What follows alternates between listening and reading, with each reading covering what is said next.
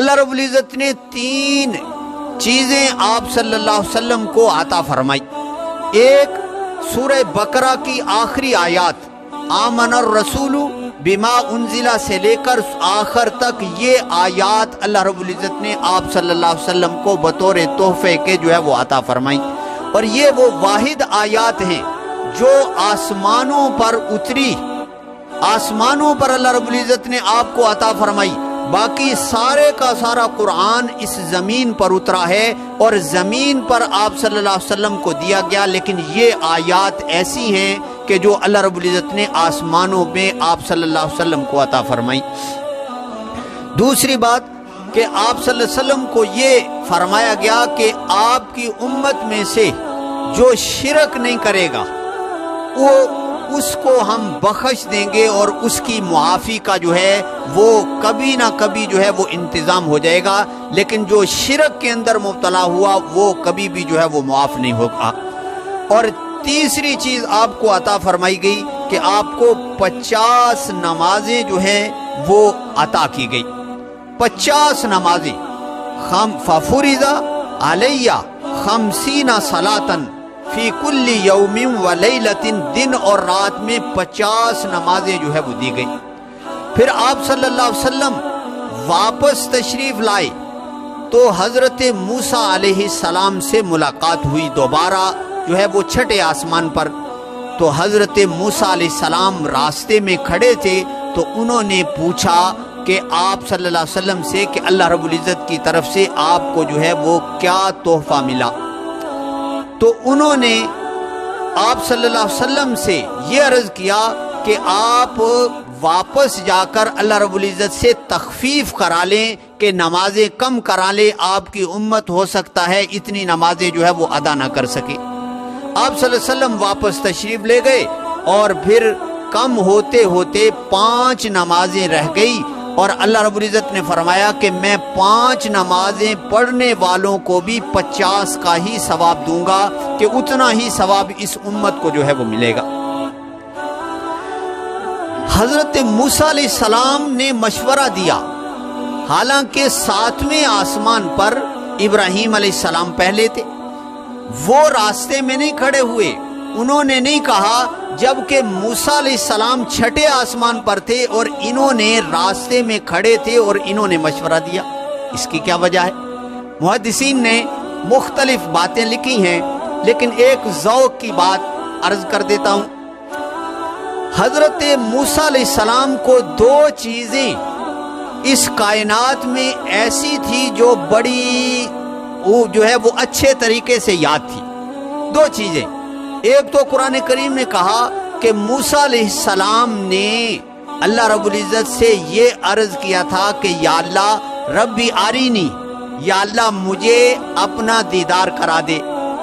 ربی آرینی، یا اللہ مجھے اپنا دیدار کرا دے۔ اللہ رب العزت نے فرمایا لن ترانی، یہاں دنیا میں نہیں دیکھ سکتے۔ اور دوسری بات سورہ طٰہٰ کے اندر ذکر ہے کہ حضرت موسیٰ علیہ السلام جب کوہ طور پر، طور سینا پر پہلی دفعہ اللہ رب العزت سے ہم کلامی ہونے لگی تھی اور نبوت ملنے لگی تھی اور اللہ رب العزت سے ہم کلامی ہوئی، تو اللہ رب العزت نے ایک سوال کیا تھا کہ وَمَا تِلْكَ بِيَمِينِكَ یا موسیٰ، کیا موسیٰ تیرے ہاتھ میں کیا ہے؟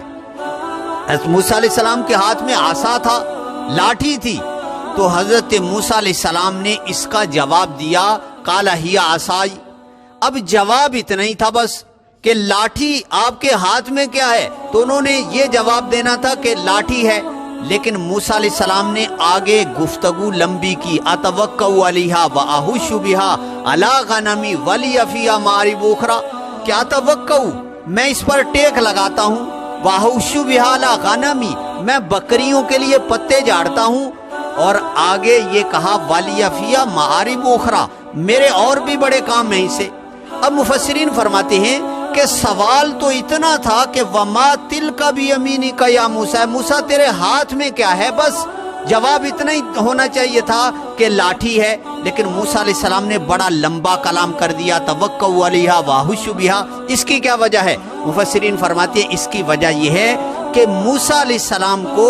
اللہ رب العزت سے ہم کلامی میں بڑی لذت اور مزہ محسوس ہوا،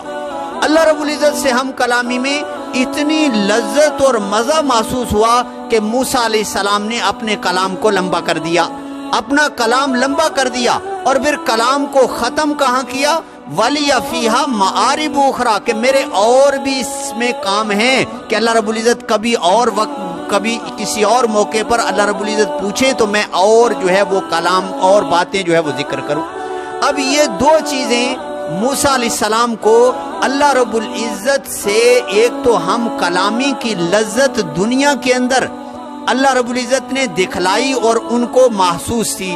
اور دوسرا کہ ربی آرینی، یہ سوال بھی موسیٰ علیہ السلام کے ذہن میں تھا۔ جب اللہ رب العزت سے آپ صلی اللہ علیہ وسلم واپس تشریف لا رہے ملاقات کر کے، تو موسیٰ علیہ السلام راستے میں کھڑے تھے، ان کو پتا تھا کہ اللہ رب العزت کے پاس آپ صلی اللہ علیہ وسلم تشریف لے گئے ہیں، تو وہاں سے کچھ نہ کچھ وہ کلام کی لذت اور وہ اللہ رب العزت کا جو دیدار مجھے دنیا میں نہیں ہوا، وہ ان کو کچھ نہ کچھ ضرور نصیب ہوا ہوگا۔ تو حضرت موسیٰ علیہ السلام راستے میں کھڑے اسی دیدار کو اور اللہ رب العزت کی برکات جو آپ صلی اللہ علیہ وسلم پر اتری تھی اس کو دیکھنے کے لیے جو ہے وہ راستے میں کھڑے ہو گئے تھے، اور پھر مشورہ دیا کہ آپ یہ اپنی امت کے لیے تخفیف کرائیں، اور پھر اچھا چلو یہ بات بھی ذہن میں آ گئی۔ موسیٰ علیہ السلام نے یہ نہیں کہا کہ آپ 5 نمازیں کروا کے آ جائیں، حدیث میں یہ نہیں ذکر کہ موسیٰ علیہ السلام نے یہ کہا ہو کہ 50 تو زیادہ ہیں، 5 کرا کے آ جائیں۔ حدیث میں ہے کہ موسیٰ علیہ السلام نے یہ کہا ارجع الی ربک واسألہ التخفیف، کہ آپ اپنے رب کے پاس جائیں اور تخفیف، اس میں جو ہے وہ نرمی کروا کر آئیں۔ اب شروع سے ہی یہی نہیں کہہ دیا کہ 5 کروا کے آ جائیں، کیوں؟ اس کی بھی وجہ یہ ہے کہ موسیٰ علیہ السلام کو وہ کلام کی لذت جو ہے وہ دنیا میں وہ ساری ان کے ذہن میں تھی، تو موسیٰ علیہ السلام نے مشورہ ایسا دیا کہ آپ صلی اللہ علیہ وسلم کو بھی وہی بار بار، اس لیے آپ گئے اور آپ نے اللہ رب العزت سے درخواست کی، تو 10 نمازیں یا 5 نمازیں پہلی دفعہ کم ہو گئی۔ پھر موسیٰ علیہ السلام کے پاس سے گزر ہوا تو انہوں نے پھر یہی کہا، پھر یہ نہیں کہا کہ 5 کروا کے آ جائیں، پھر یہی کہا کہ وَاسْأَلْ، آپ جائیں اور تخفیف کرا کے آئیں۔ یہ بار بار تخفیف کہا، 5 نمازیں کروانے کا نہیں کہا، یہ اسی لیے کہ حضرت موسیٰ علیہ السلام بھی یہ سمجھتے تھے کہ آپ صلی اللہ علیہ وسلم جتنا آپ اللہ کے پاس جائیں گے اور اللہ سے باتیں ہوں گی، اللہ سے ہم کلامی ہوگی، تو ان کو بھی اتنی ہی لذت اور مزہ محسوس ہوگا جو دنیا کے اندر جو ہے وہ مجھے محسوس ہو چکا ہے۔ تو پھر 5 نمازیں ہو گئی، اور 5 نمازیں کروا کے آپ صلی اللہ علیہ وسلم پھر واپس جو ہے وہ دنیا میں تشریف لے آئے، اور آپ صلی اللہ علیہ وسلم اگلا دن ہوا تو حتیم کے اندر بیٹھے ہوئے تھے، حتیم میں بیٹھے ہوئے تھے، تو مشرکین آگے، ابو جہل آ گیا، اور آپ صلی اللہ علیہ وسلم نے بتلایا کہ میں رات کے ایک حصے میں مسجد حرام سے مسجد اقصی اور پھر آسمانوں کی سیر کر کے آیا۔ اب مشرکین نے یہ بات ہاتھ پکڑ لی اور لوگوں کو ورغلانا جو ہے وہ شروع کر دیا کہ یہ کیسے ہو سکتا ہے۔ یہاں ایک عقیدے کی بات بھی سمجھ لو، میں شروع میں بھی بات کر چکا کہ یہ جو معراج ہوا تھا نا، یہ جسم کے ساتھ ہوا تھا، یہ بنیادی بات ہے، جسم کے ساتھ ہوا تھا۔ دیکھو یہاں مشرکین کو جب آپ صلی اللہ علیہ وسلم نے بتلایا کہ میں آسمانوں پر گیا، تو وہ آگے سے مذاق کرنے لگے۔ اگر صرف خواب ہوتی یا روح آسمانوں پر جاتی تو خواب کا تو کوئی بھی انکار نہیں کر سکتا، خواب تو ہر بندہ دیکھ سکتا ہے کہ بھئی میری روح جو ہے وہ آسمانوں پر چلی گئی۔ اب مشرکین نے اعتراض کیے اور مشرکین نے دوسروں کو ورغلانا شروع کر دیا۔ یہ اسی وجہ سے تھا کہ وہ سمجھتے تھے کہ آپ صلی اللہ علیہ وسلم نے صاف ان کو فرمایا تھا کہ میں اسی جسم کے ساتھ جو ہے وہ آسمانوں پر گیا۔ پہلے لوگ تو بڑے اعتراضات کرتے تھے، آج تو سارے اعتراضات ختم ہو گئے، بھرے پڑی ہیں چیزیں کہ بھئی اعتراض تھا کہ اتنی بلندی پر کیسے چلے گئے، آج 1000-2000 فٹ کی بلندی پر جہاز اڑ رہا ہے، اتنی تیزی سے سفر کیسے کر لیا؟ آج بجلی کتنی جو ہے وہ تیزی سے سفر کرتی ہے، اسی لیے اس سفر کی جو سواری تھی نا اس کا نام ہی براق رکھا گیا۔ براق برق سے ہے، برق بجلی کو کہتے ہیں کہ جس طرح بجلی جو ہے وہ تیزی سے دوسری جگہ پہنچ جاتی ہے، اسی طریقے سے اللہ رب العزت نے آپ صلی اللہ علیہ وسلم کو اس سواری پر جو ہے وہ سوار لے کروا کے تیزی سے وہ سواری جو ہے وہ پہنچ گئی۔ اور پھر مسافت طے کرنا کوئی مسئلہ نہیں ہے۔ آج کی دنیا کتنے ایسی چیزیں ایجاد کر چکی ہے جو ایک سیکنڈ کے اندر کتنی مسافت جو ہے وہ طے کر سکتی ہے۔ اسی لیے حضرت نانوتوی صاحب رحمۃ اللہ تعالی علیہ نے وقت کی تعریف ہی یہ کی ہے۔ وقت کس کو کہتے ہیں؟ ارادہ خداوندی، مسافت کے متعلق اللہ کا ارادہ کہ بھئی یہ کتنی وقت طے کرنا ہے، کتنا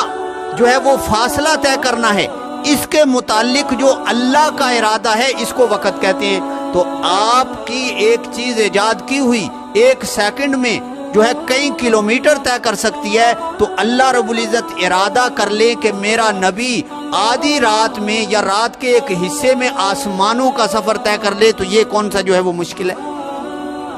تو آپ صلی اللہ علیہ وسلم نے مشرکین کو آ کر بتلایا تو وہ کچھ تو اٹھے وہاں سے اور حضرت ابو بکر رضی اللہ تعالیٰ عنہ کے پاس چلے گئے، اور ابو جہل کہنے لگا کہ ابو بکر تو کیا ایک بندہ یہ کہے کہ میں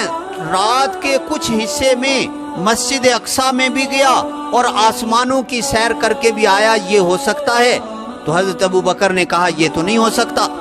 یہ تو نہیں ہو سکتا۔ تو ابو جہل نے کہا کہ تمہارا پیغمبر اور آپ صلی اللہ علیہ وسلم یہ کہتے ہیں کہ میں نے اتنے تھوڑے سے عرصے کے اندر اتنا سفر جو ہے وہ طے کر لیا۔ تو حضرت ابو بکر رضی اللہ تعالیٰ عنہ نے فرمایا کہ اگر آپ صلی اللہ علیہ وسلم کہتے ہیں تو پھر میں اس پر جو ہے وہ یقین رکھتا ہوں، میں اس پر ایمان رکھتا ہوں، کیونکہ میں آپ کی وہ باتیں بھی مانتا ہوں جو اس سے بھی اوپر والی ہیں، آسمانوں سے آپ پر وہی آنا میں مانتا ہوں، تو اس پر بھی میں یقین رکھتا ہوں کہ آپ صلی اللہ علیہ وسلم نے اگر فرمایا ہے تو آپ صلی اللہ علیہ وسلم کی بات جو ہے وہ سچی اور جو ہے وہ ٹھیک ہے۔ اسی وقت حضرت ابو بکر کا لقب صدیق پڑ گیا کہ ابو بکر صدیق اس معراج کے موقع پر جب انہوں نے تصدیق کی تو اس موقع پر یہ جو ہے وہ آپ کا جو ہے وہ لقب صدیق پڑا۔